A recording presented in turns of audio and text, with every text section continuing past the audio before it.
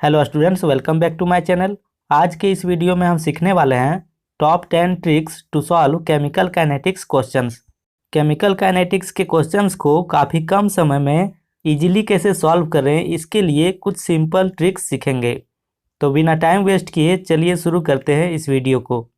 तो जो क्वेश्चन इस कैटेगरी के होते हैं, for a reaction 2NH3 forming N2 + 3H2 it is observed that, फिर रिलेशन डिफाइन करके दिए गए हैं इंस्टेंटेनियस रेट के रूप में। तो आपको बताना है what is the relation between K1, K2 and K3 और हमें 4 ऑप्शन दिए गए हैं। तो इस टाइप के क्वेश्चन को इजीली सॉल्व करने की ट्रिक क्या है? तो सबसे पहले आपको करना क्या है कि रिएक्शन को लिख लेना है 2NH3 फॉर्मिंग N2 + 3H2। इसके बाद देखिए कि आपके पास कौन कौन से टर्म हैं। K1 है, K2 है और K3 है। तो इन्हें सीक्वेंस में लिख दीजिए। इसका K1 हो गया, इसका K2 हो गया और इसका K3 हो गया। ऐसा मैंने क्यों लिखा? तो देखिए NH3 के डिकम्पोजिशन वाले इक्वेशन में K1 लिखा हुआ है, N2 के फॉर्मेशन वाले में K2 लिखा हुआ है और H2 के फॉर्मेशन वाले इक्वेशन में K3 लिखा हुआ है। तो उनके सामने में K1, K2 और K3 लिख दिया। अब इन्हें इक्वल कर दीजिए, K1 = K2 = K3। तो NH3 का कोफिशिएंट 2 है तो K1 को 2 से डिवाइड कर देंगे, N2 का कोफिशिएंट 1 है तो K2 को 1 से डिवाइड कर देंगे और H2 का कोफिशिएंट 3 है तो K3 को 3 से डिवाइड कर देंगे। तो इस फ्रैक्शनल वैल्यू को हटाने के लिए क्या करेंगे कि सभी में 6 से मल्टीप्लाई कर देंगे। तो हो जाएगा 3K1 = 6K2 = 2K3। तो यह है हमारा K1, K2 और K3 के बीच का रिलेशन। तो ये एक सिंपल सा ट्रिक है। तो अब हमारा जो नेक्स्ट क्वेश्चन है वो एक्टिवेशन एनर्जी से रिलेटेड है।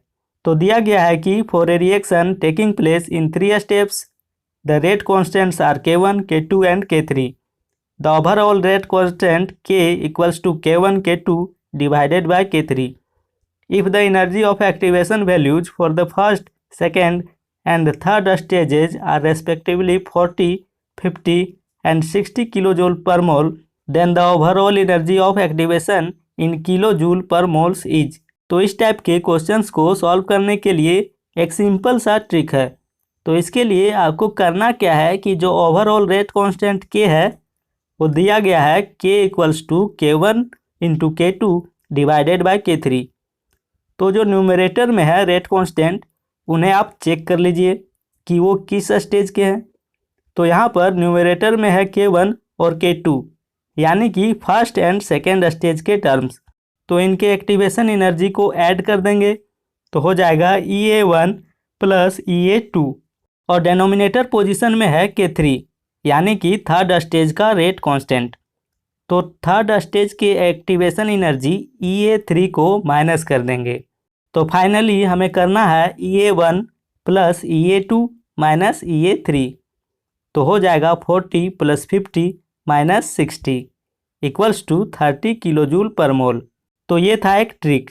अब मान लीजिए कि आपको दिया गया हो overall rate constant = K1, K2 divided by K3 to the power 1/3। तो इस केस में हम क्वेश्चंस को कैसे सॉल्व करेंगे? तो जो ये पावर है 1/3 उससे हम पूरे टर्म को मल्टीप्लाई कर देंगे। तो हो जाएगा 1/3 × EA1 + EA2 - EA3 = 1/3 × 40 + 50 - 60 = 1/3 × 30 = 10 किलोजूल पर मोल।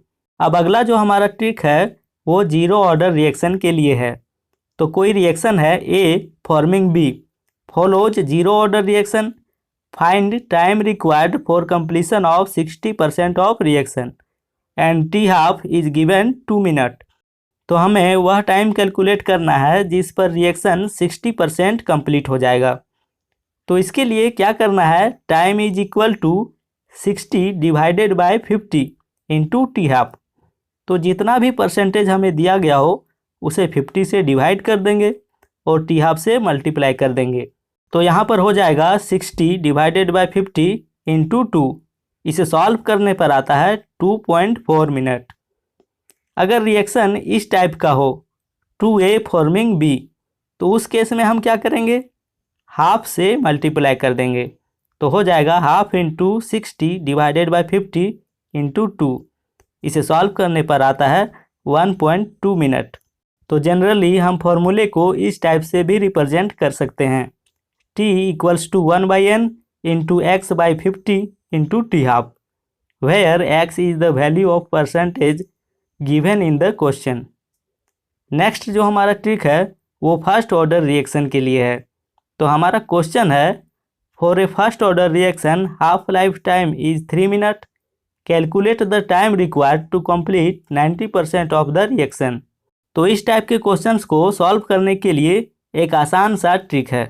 अगर t 90% निकालना हो, t 99% निकालना हो, t 99.9% निकालना हो या फिर t 99.99% निकालना हो, तो सभी में करेंगे हम 10/3 इंटू टी हाफ। अब देखिए 90% जो नंबर है इसमें कितने 9 डिजिट है, एक 9 डिजिट है, तो इसे 1 से मल्टीप्लाई कर देंगे।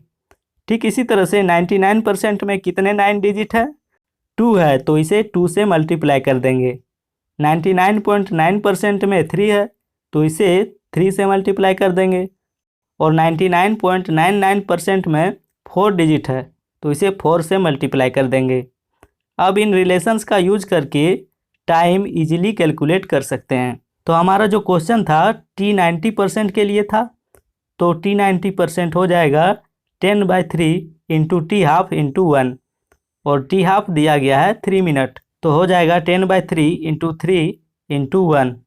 इसे सॉल्व करने पर आता है 10 मिनट।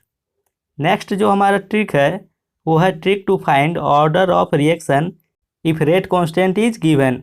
अगर हमें रेट कांस्टेंट दिया गया हो तो हम ऑर्डर ऑफ रिएक्शन को कैसे निकालेंगे।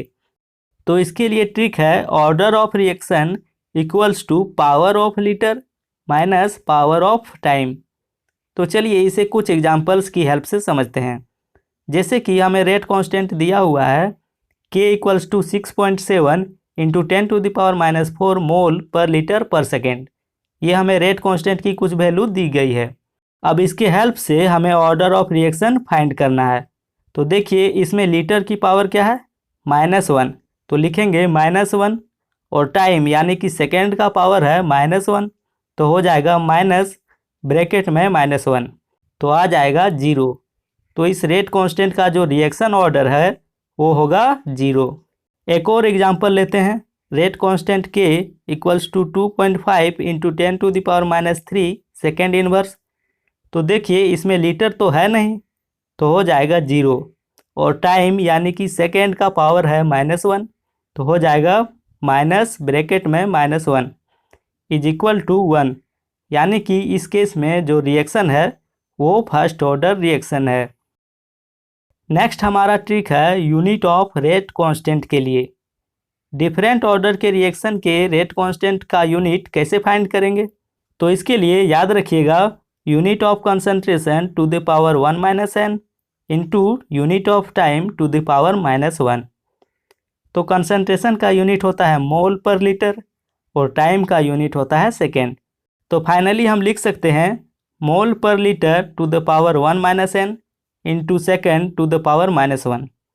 फॉर एग्जांपल अगर हमें फर्स्ट ऑर्डर रिएक्शन के रेट कांस्टेंट का यूनिट फाइंड करना है तो हो जाएगा n इक्वल्स टू 1, तो n का वैल्यू 1 पुट कर देंगे, तो हो जाएगा mole per litre to the power 1 - 1 into second inverse equals to mole per litre to the power 0 into second inverse. Finally इसे हम लिख सकते हैं सेकेंड इनवर्स। तो इस तरह से unit of rate constant find कर सकते हैं। तो ये थे कुछ ट्रिक्स जो केमिकल काइनेटिक्स के क्वेश्चन को सॉल्व करने में आपकी हेल्प कर सकते हैं।